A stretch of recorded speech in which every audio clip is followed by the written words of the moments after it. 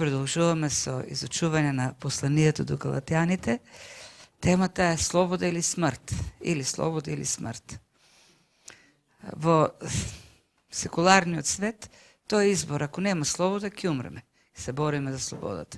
Во духовниот живот ти бираш. Ако не избереш слобода, бираш смрт.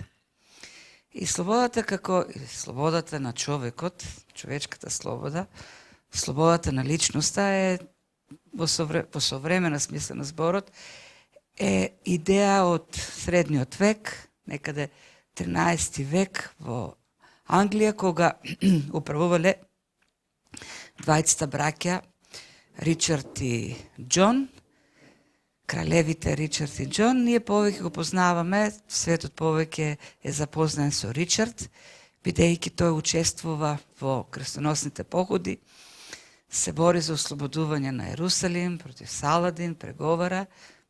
Сето тоа е безуспешно, меѓутоа успева да стекне една слава на смел човек и затоа е наречен Ричард лавовското срце. Неговиот брат Џон не е толку славен, поради некои историски околности, тој останува да управува во Англија. Живе во време кога папската власт се доживува кулминацијата во средниот век, преку папата Инокенти III, Григорий VII, кои успеваат буквално да ги покорат под духовниот авторитет сите мокни политички фигури во Западна Европа, вклучително и кралот на Франција, Германија и Англија. И во Англија до таму стигат Инокенти III, што ја конфискува целата територија на Англија, тоа целата територија станува папска собственост и наложува даноци. За користењето на земјата во Англија треба да се плаќаат даноци на папата и тој данок се нарекува Петровото пени, тоест пенито кој се плаќа како данок оди во касата на Свети Петар. И затоа Џон е наречен Џон безземниот. Додека неговиот брат Ричард е со лавовско срце, тоа е безземниот. И по тој притисок на даноци, така натаму општеството почна се буни, се јавуваат легендите за Робин Худ и така натаму, кои војуваат против Џон безземниот. И во таа борба на општеството со кралот Џон на крајот се стигнува до еден договор, она позната Магна карта на слободата или големата харта на слободата. И тоа се смета за првиот документ кој гарантира човечки права, слобода на личноста. Потоа доаѓаат Американската декларација, Француската револуција, Обединетите нации со својата декларација за човекови прави и така натаму. Меѓутоа, може да кажем дека првобитната идеја за слободата на личноста е духовна. И за неја говори Павле. За човекот како слободна личност во духовен поглед. Човек кој може да избере да живее како слободен, ослободен, да го прави она што Бог го сака од него. Ослободен духовно, за да го реализира Божиот план за него, за човекот. И таа идеја ја представува Павле пред се во ова послание до Галатјаните. Слободата или принципот слобода или смрт е јасно истакнато овдека. Тој вели или ќе избереш слобода, да живееш како слободен, или ќе избереш робство, а со тоа смрт.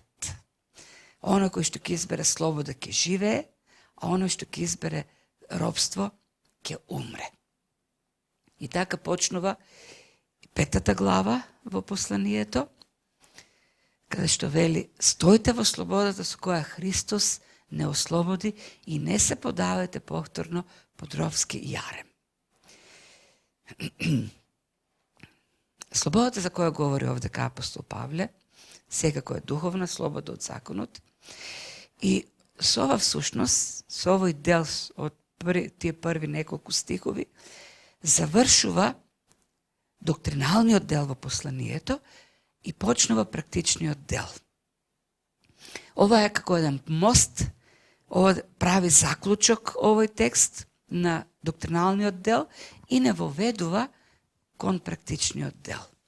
Рековме дека посланието е Павлова борба, апологија, за да заштити прво својата апостолска служба која е нападната, потоа го брани учењето по благодат во 3 и 4 глава кој повторно е нападнато и на крајот го брани христијанскиот живот на слобода кој произлегува од доктрината за благодат, за спасение по благодат. Така да ова 5 и 6 глава представува повторно апологија, заштита на тој начин на живење. Живот во слобода, не под робството на законот. И основната тема всушност во овие две глави, ако во 3 и 4 глава законот повеќе беше темата, кој е улогата на закон и така натаму, овдека клучен е духот. Животот не под закон, како што е 3 и 4 глава, туку животот кој е воден од духот. А каде што е духот, таму е слободата. Нели? Тоа го пишува Павле во 2 Коринтини 3:17. Каде што е духот Господов, таму што? Таму има слобода. Оно што е воден од законот е во робство. Оно што е воден од духот, тоа е во слобода. Слободата од Мојсеевиот закон. Тоа беше темата во 3 и 4 глава. И тоа слобода од прво, од тоа учење кој го наметнуваат легалистите јудеи во Галатија. Учењето дека спасението доаѓа со исполнување на делата на законот и така ние придобиваме од Бог прифаќање. Второ, слобода од вината, од осудата која законот ја носи со себе. И трето, слобода од законот како принцип на живење. Слобода од заповедите на законот. Затоа ќе зборуваме малку понатаму во следните изучувања. Меѓутоа, христијанинот е ослободен и од 10 заповеди. Сега може некој ќе звучи скандалозно за некој, да, христијанот е слободен од 10 заповеди. Но во која смисла на зборот? И некој каже, ама тоа води кон анархија. Не, оди кон разузданост. Не. Христијанот е ослободен од сите правила, од сите заповеди, од сите ритуали, од се, како принцип на неговиот живот. Принципот на животот на христијанинот, раководството на животот не е законот, туку е Светиот Дух. Основниот принцип по кој живе, по кој е воден христијанинот е духот. И понатаму апостол Павле ќе спротивстави живот во тело и живот во дух. Христијанинот живее во дух. Сега, ќе предупредиме дека тоа што не сме под закон не означува дека законот за нас веќе не е Божјо слово. Нема да ги скинеме оние страници од Библијата кои нели говорат за законот. Законот се уште е Слово Божјо за нас. Меѓутоа, да, и од законот се уште учиме, можеме да научиме кој е Бог, каков е Бог, за светоста на Бог, за високите стандарди на Бог. Меѓутоа, законот кој не учи за Божјата светост, законот кој ни го покажа високиот Божји стандард, законот не оспособува да го живееме тој стандард. Единствен кој не оспособува да го живееме тој стандард е Духот Божји. Затоа ние не живееме по принципот на законот. Законот не е принципот на нашиот живот. Заповедите не се. Буквата не е принципот, туку Духот кој оживотворува. Духот кој оспособува да го живееме животот кој Бог го бара од нас. Каде што е Духот, таму има слобода. И тоа слобода која треба се брани. Слобода која е извојувана со висока цена. За таа слобода е платено. Секоја слобода се стекнува по висока цена. Слободата не се дава така. Посебно нашата слобода. И Павле овдека вели дека таа слобода е извојувана преку Христос. Христос не ослободи со таа слобода. Платено е за таа слобода. Платено е со крв. На ескапата платена слобода е слободата во Христос. Калвин вели, оваа слобода е непроценлив благослов за кој треба да се бориме дури и до смрт. И Павле го прави тоа на вистина. Павле се бори за таа слобода. Целото ова послание е борба. Тој се бори, покажува воинственост и за своето апостолство, и за своята доктрина, но и за животот. И во тие последни 2 глави гледаме, да, на моменти е груб, на моменти е не само груб, туку звучи така непријатно, невкусно. Но тоа е војна. Тој се бори за вистината. Стоите во слободата, вели Павле. Стоите во слободата, бидејќи Христос не ослободи за не. И овдека, ако сакаме да бидеме поточни, покоректни кон вистинскиот текст, ако сакаме подобар превод, би требало да биде се е заради слободата, со која Христос не ослободи. И затоа стоите во неа. Тоа е буквалниот превод. И текстот всушност почнува со зборови, а сето ова, за кој што ви го пишував, сето ова за кој зборуваа 3 и 4 глава, се оно што ви го кажав за законот и за Христовото дело, се тоа е заради слободата. Она слобода која Христос ја извојува, она слобода која Христос ја плати за нас, со крв ја плати. И овдека Павле всушност, кога го вклучува Христос, вели, Христос ја освои таа, стекна таа слобода за нас, така што тој јасно нели беше кажано во претходниот текст, тој исполни се што е неопходно од законот. Тој сите стандарди на законот ги исполни. И во нашето соединување преку вера со Христос, нашиот живот во Христос, ние го исполнуваме законот. Ние сме го исполниле законот во Христос и затоа веќе законот не е нашиот јарем. Законот е јарем, законот е робство по принцип. И овдека Павле дава слика на вол кој е натоварен со толку тежок јарем, кој не може буквално да го носи и подклекнува, паѓа. И дојде Господарот, му го тргнува и се исправува животното. И Павле вели, сега вие кои сте исправени од Христос во слобода, кои сте оживеани во Христос, немојте повторно да го ставате јаремот на себе. Немојте повторно да се враќате во таа темнина, во таа осуда, во вината, во смртта, што ја носи законот. Веќе ослободени во Христос, не порубувајте се повторно по тој јарем. И продолжува Павле со таа тема и вели, еве јас Павле ви велам. И тој го вложил си од свој авторитет овдека. Лично јас Павле. Кој Павле? Ги навраќа читателите на 2 глава. На онаа сцена во Антиохија, кога застанува пред не било кој друг, пред Павле, пред Петар, се извинувам, големиот Петар. Големиот апостол Петар. И му вели во Антиохија, како не ти е срам да бидеш таков лицемер?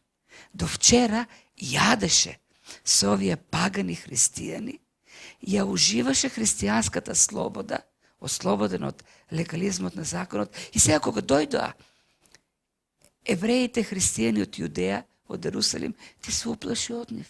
Зошто? Зашто се уплаши за твоето реноме, каква ќе ти е во Ерусалим. И почна да се двоиш од твоите браќа, пагани христијани.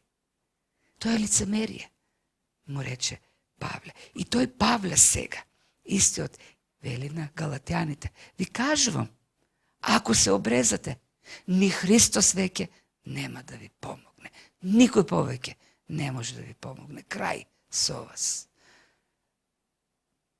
Ако се поставите под законот, крај повеќе. Нема спас за вас. И сега овдека Павле поставува услов. Очигледно дека не се случило се уште тоа. Очигледно дека тие се под влијание на едно учење, меѓутоа се уште не го прифатиле.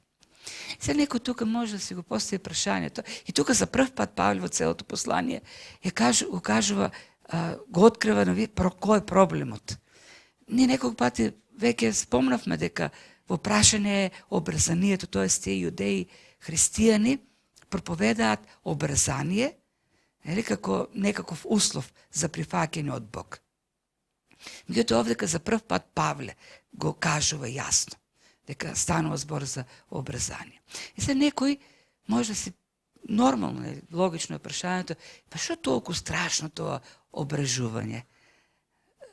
Тоа е една хируршки зафат. Се сече парченце кожа, трае неколку секунди, еднаш се прави, не се повторува повеќе. Навистина, да, што е толку страшно човек да се обреже?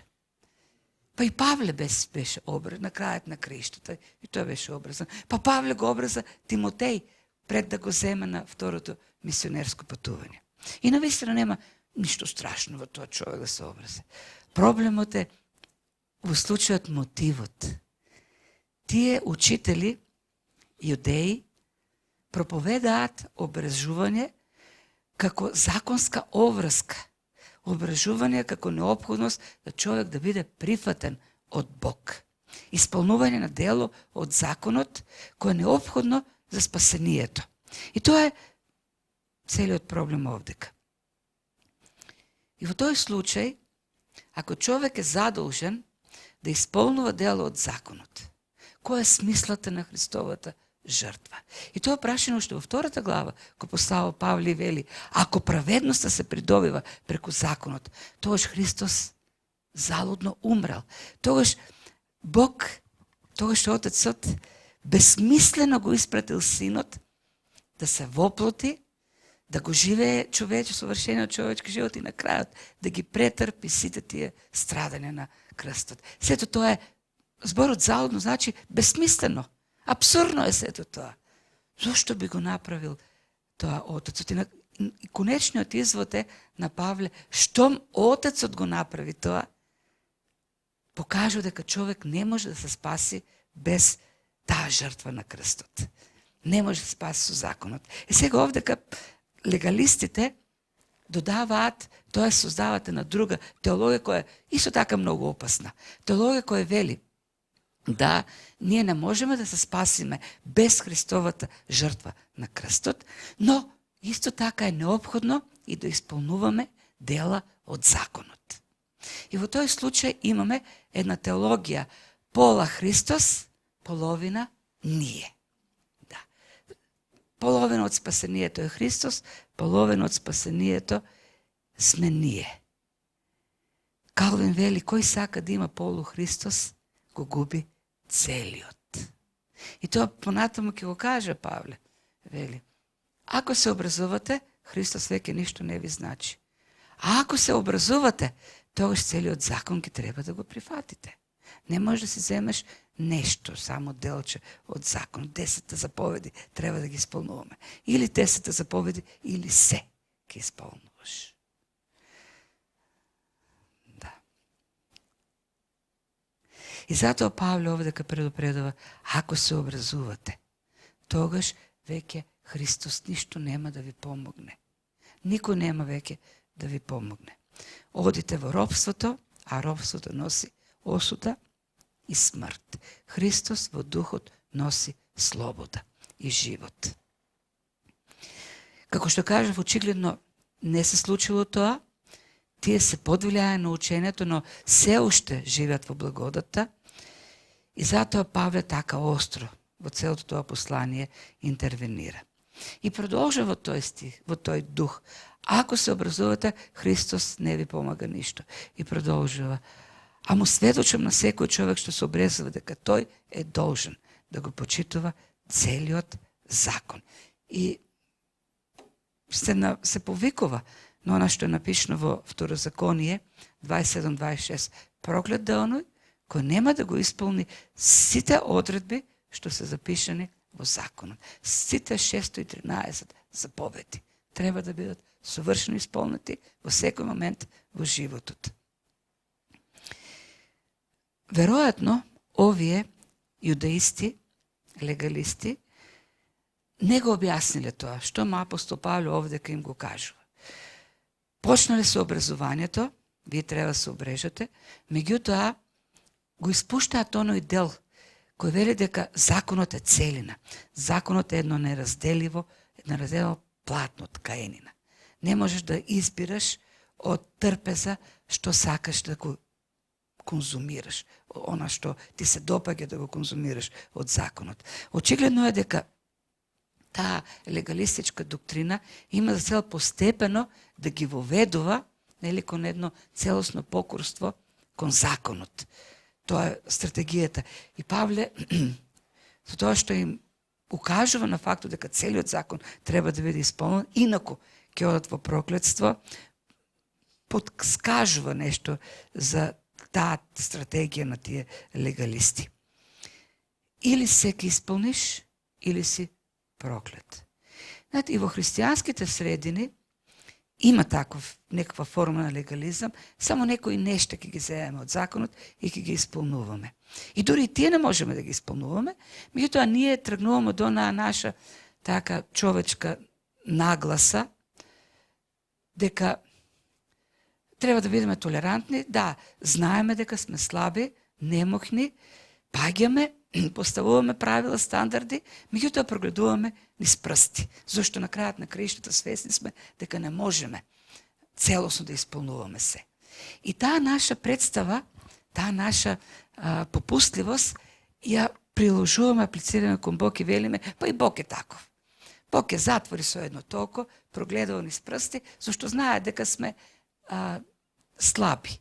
Тој ни поставил стандарди, меѓутоа знае дека не можеме да ги исполниме и така од време на време ќе ни прогледа низ прсти.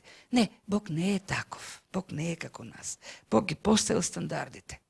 И вели, ако избирате стандарди, ќе треба да ги исполните сите. Нема прогледување низ прсти. Тоа е законот. Или се ќе исполниш, или си осуден. И затоа, бидејќи законот е да осуди, доаѓа благодатта за да спаси. Благодатта во Христос која дава слобода и која дава живот, која оживува во нас потенцијал да го живееме стандардот. И тоа наводи во следната опасност. Секој што не исполнува се, ќе биде осуден, а вие што посакавте да се оправдувате од законот, го изгубивте Христос и отпаднавте од благодатта. Ова е малку тешка фраза. Отпаднавте, го изгубивте Христос и отпаднавте од благодатта.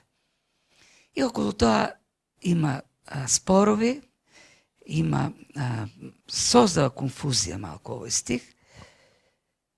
Има едното учење дека човек, според ова, нели, може да е спасен, но во еден момент да го загуби спасение, тоест да добие вечен живот и потоа да го загуби вечниот живот. И во ова има ваквото тврдење содржи оксиморон, тоест нешто кој се исклучуваат, како например жива смрт или мртов живот и така натаму. Тоа се оксиморон или бела темнина или темна светлина и така натаму. Ако некој има вечен живот и го загуби, тој живот не е вечен живот, зашто самата категорија вечен живот значи дека нешто што го имаш вечно и не се губи. Или човек има вечен живот, или нема вечен живот. Ако има нешто, а може да се загуби, значи дека тоа нешто не е вечно. Во тоа смисла човек или има вечен живот, или нема вечен живот. Не може денес да има вечен живот, а утре века тој живот да го загуби вечноста. Проблемот е што ние гледаме од човечка перспектива периоди во живот на човекот, меѓутоа Бог гледа од поинаква перспектива.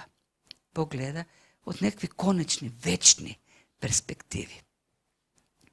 И од друга страна, контекстот на овој стих воопшто не е спасение. Овдека Павле не говори за спасение. Тој инако би го употребил зборот спасение. Тој говори за Христос и благодат. И целиот контекст овдека се две евангелија. Не дека има и друго евангелие, тој на самиот почеток им кажува на галатјаните, се чуди што така брзо се одвраќаат од оној кој ве повика преку благодата Христова и пременуваат кон друго евангелие. И тој вели не дека има друго евангелие, има друго учење. Друго учење за спасение. Едното учење е она што Павле го проповеда, учење за спасение по благодат, преку верата во Христос. Другото учење е учење преку законот. И сега имаме овдека конфликт меѓу тие две учења. И Павле им вели, вие, кои што ќе преминете на другото евангелие, а не евангелието на благодата, вие ќе ја загубите благодата. Ја губите благодата, го губите Христос. И овдека во овој случај, всушност, Павле говори, воопшто не говори за спасение. Овде говори за оние кои се на пат, да се откажат од учењето за спасение по благодат. Таквите се откажуваат од Христос како механизам за спасување и се враќаат кон законот. Всушност, овдека идејата на Павле, тој ќе го каже малку понатаму, има увереност дека тие луѓе таму се вистински христијани, кои вистински ја прифателе благодатта, уверене во Господ за нив, тој ќе го каже во следниот стих, уверене дека тие се заплашени, дека тие се во опасност, дошла лажни учители кои им проповедат лажно учење. Меѓутоа, исто така е убеден дека вистинското Божјо дете ќе го чуе предупредувањето од Бог и ќе се врати на вистинскиот пат. Тоа е идејата овдека. Не е оценка дали некој ќе го загуби спасението или не го губи спасението. Овдека е надежта дека тие луѓе навистина се Христови, се Божји деца.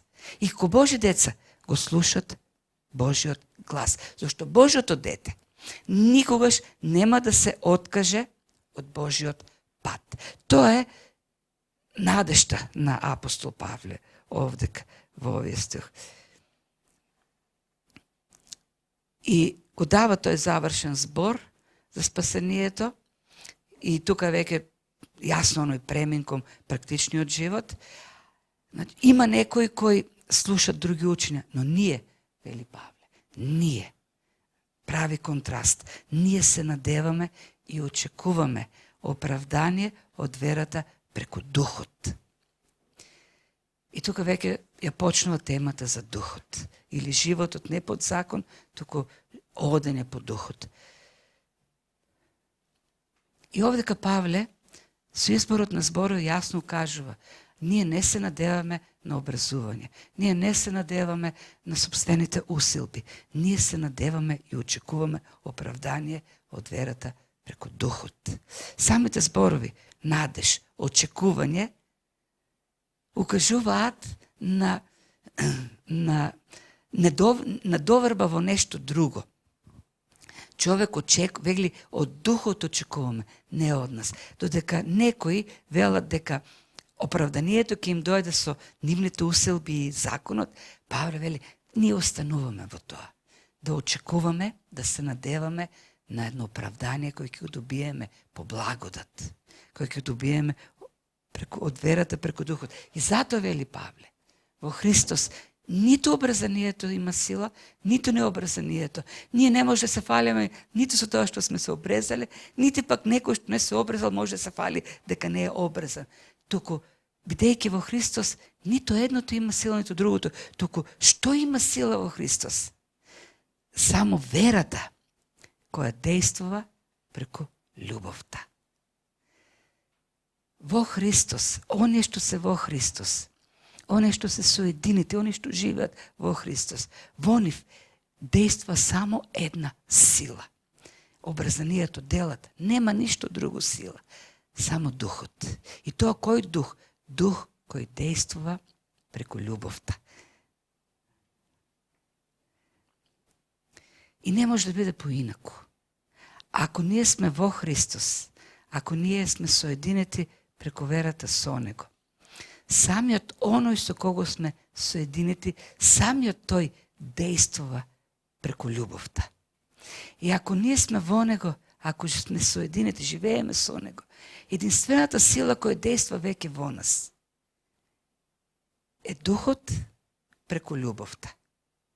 И затоа Павле елиминира се други, вели. Ништо друго во животот не може да ни заврши работа. Ништо друго во животот нема вистинско дејство во нас, во нашето спасение, во нашите односи со Бог. Единствено духот кој дејствува преку љубовта. И тука веќе Павле дава одговор на сите оние обвинувања дека отфрлањето на законот може да значи разузданост. Дека отфрлањето на законот ќе води кон еден безодговорен живот. Никако, вели апостол Павле. Во нас дејствува духот. А духот дејства преку љубовта. Самиот Христос го даде примерот. Најголемиот чин на љубов што е покажан е неговата смрт, која беше, на кој тој се подложи, се изложи од љубов кон нас за нашето спасение. Не сме спасени преку дела, но Павле вели спасени сме преку вера во која има живот. Таа вера не е било каква, таа е жива вера која дава плод. И понатаму продолжение Павле ќе говори за тоа. Кој е тој плод на верата? На одењето по духот.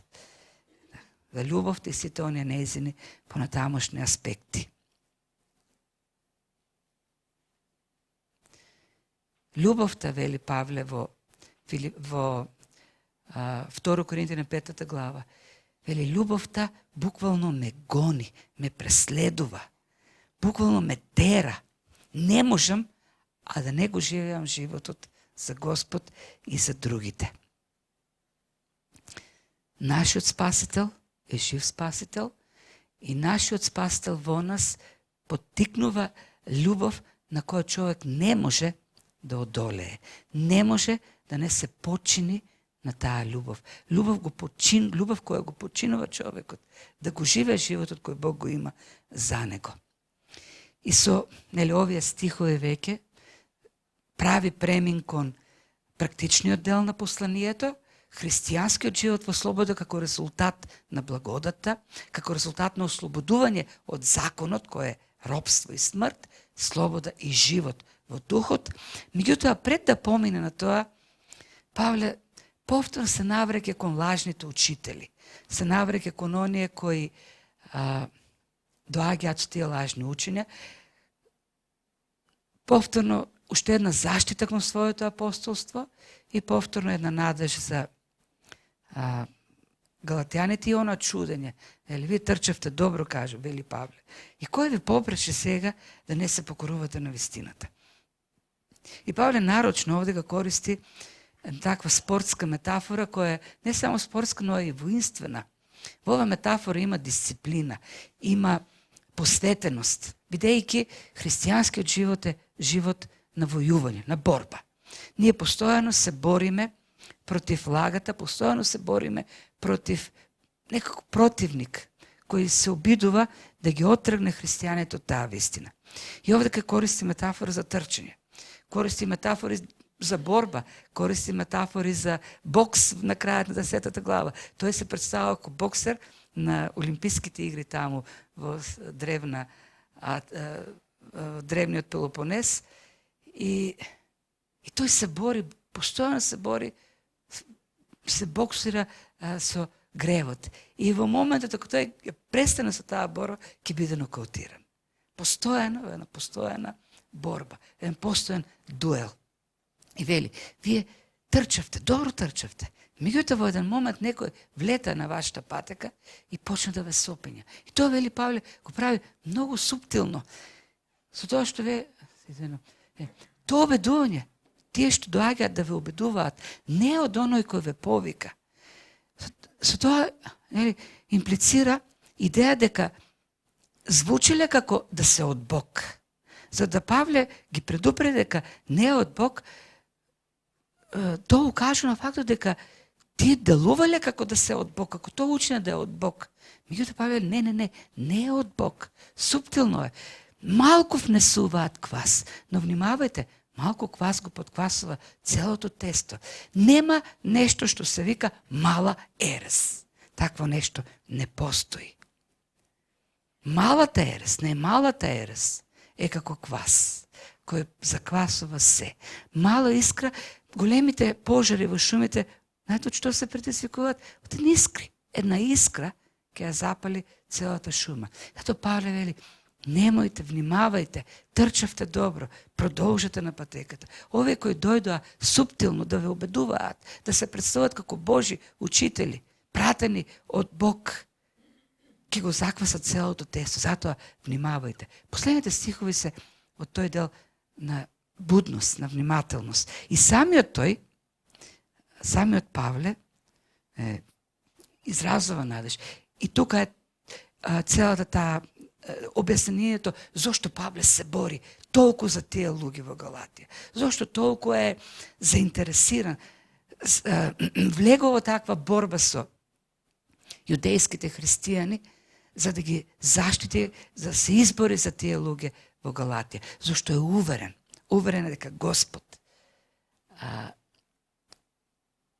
ќе ги избави од таа ерес. Јас сум уверен за вас во Господ дека вие нема да мислите инаку, а оној кој ве збунува, кој да бил, ќе претрпи осуда. Павле убеден дека на крајот на краишта Бог ќе си ги избави овие луѓе, дека вистината ќе триумфира. Тој убеден дека тие луѓе навистина се Божи деца и дури во моментите кога не одат доследно по Бог, Бог не ги заборава. Бог ќе се бори за нив и Бог ќе ги спаси од тие лажни учења. И има таа увереност не заради галатјаните, туку заради верноста на Бог. И не само дека ќе триумфира, туку и самиот тој ќе се покаже дека стои на вистината. Веќе говоревме за тоа дека неговото апостолско служење е сериозно нападнато. Во првите неколку стиха на првата глава Павле до таму оди да се брани дека не е лицемер. Тоест, тие јудејски учители дошли во Галатија и почнали да ги обидуваат галатјаните дека Павле е голем лицемер. Кај јудеите проповеда обрезание, а кај неевреите, за да им се допадне, за да има повеќе следбеници, им дава по-лесно евангелие. Тоест евангелие во кое е исклучено обрезанието, е исклучен законот. И Павле таму во првата глава јасно им кажува, ако јас барав човечки пофалби, ако барав да ме тупкаат по рамото, јас ке си останав јудеин, зашто јас таму, во јудеизмот, ја добив човечката слава. Сите ме знае кој сум, сите ме фалија кога ги гонев христијаните, кога го заштитував законот и преданието од нашите предци. Меѓутоа сега кога почнав да проповедам благодат, јас станав соблазна. Почнав да говорам за соблазната на крстот. Станав скандалозен. И тоа е зборот овде кај што го користи Павле. Скандалон. Јас станав скандалозна личност за евреите. И кај додам, ме гонат, ме отфрлаат, ме напаѓаат, го рушат делото што го градам. Зошто? Зошто го проповедам евангелието на благодата. Ако не го проповедав секаде, и ако не бев учител на благодата, немаше да ме гонат. И немаше во себе да ја имам, да ја носам постојано на секаде. Она соблазна, оној камен кој постојано се сопнуваат јудеите, кај да дојдат, кај да го слушат моето учење. И на крајот, во последниот стих, веќе кулминира Павле во својот однос кон тие учители, вели, да беа одсечени оние што ве бунеа.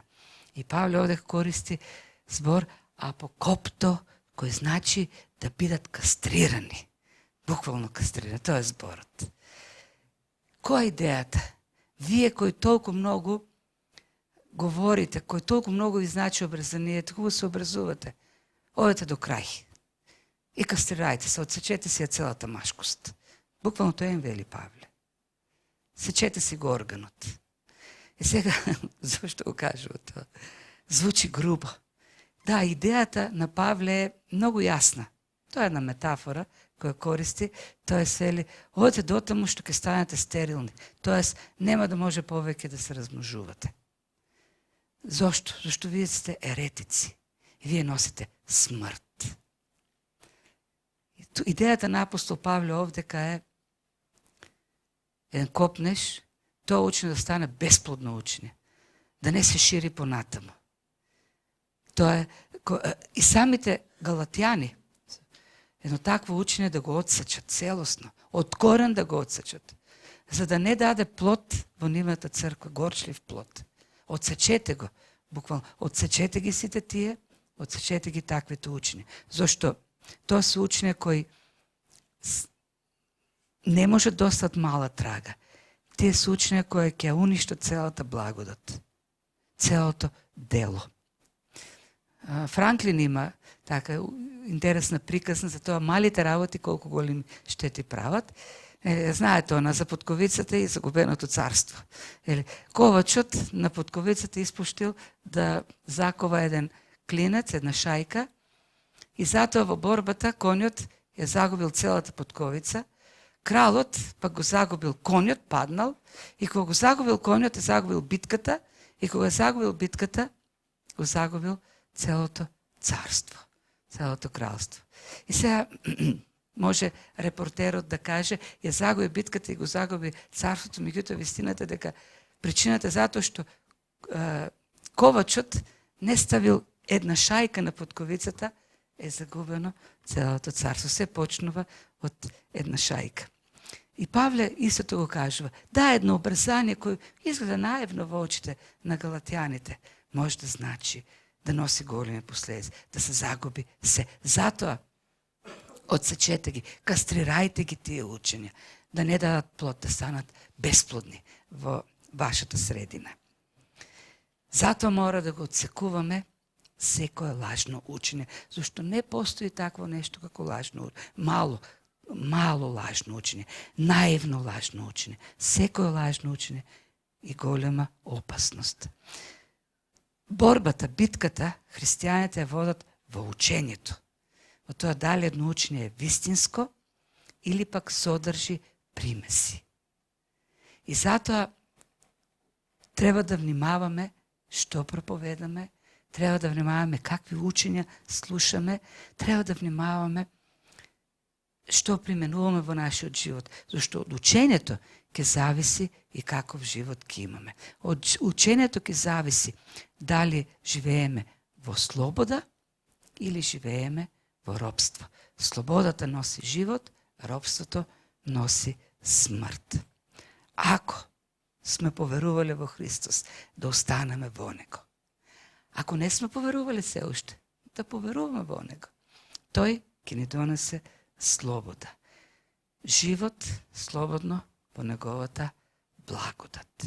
И ако има лажно учење, да го отсечеме од корен, да го кастрираме, да му направиме апокоптасис на тоа учење, да биде стерилно во нашите средини. Амин. Ајде да се исправиме и да се молим.